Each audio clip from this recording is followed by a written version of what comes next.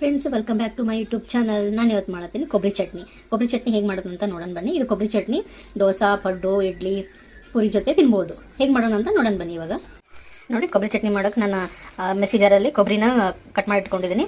ಆಮೇಲೆ ನಾಲ್ಕು ಹಸಿಮೆಣಸಿನ್ಕಾಯಿ, ಕೊತ್ತಂಬರಿ ಸೊಪ್ಪು, ಸ್ವಲ್ಪನೇ ಜೀರಿಗೆ ಹಾಕೋತಿದ್ದೀನಿ. ಸ್ವಲ್ಪ ಜೀರಿಗೆ ಹಾಕೋಬೇಕು. ಸ್ವಲ್ಪನೇ ನೀರು ಹಾಕೋಬೇಕು.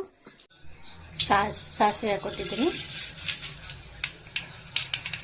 ಸಾಸಿವೆ ಜಾಸ್ತಿನೇ ಹಾಕೋಬೇಕು. ಕಡಿಪತ್ತ, ಕೊಬ್ಬರಿ ಚಟ್ನಿನ ಪೇಸ್ಟ್ ಮಾಡ್ಕೊಂಡಿದ್ರೆ ಅದು ಹಾಕೋತಿದ್ದೀನಿ. ಸ್ವಲ್ಪ ಉಪ್ಪು ಹಾಕೋತಿದ್ದೀನಿ. ಕೊತ್ತಂಬರಿನ ಹಾಕೋತಿದ್ದೀನಿ.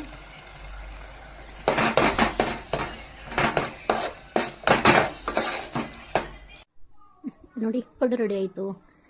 ನೀವು ಟ್ರೈ ಮಾಡಿ, ಟೇಸ್ಟ್ ಮಾಡಿ.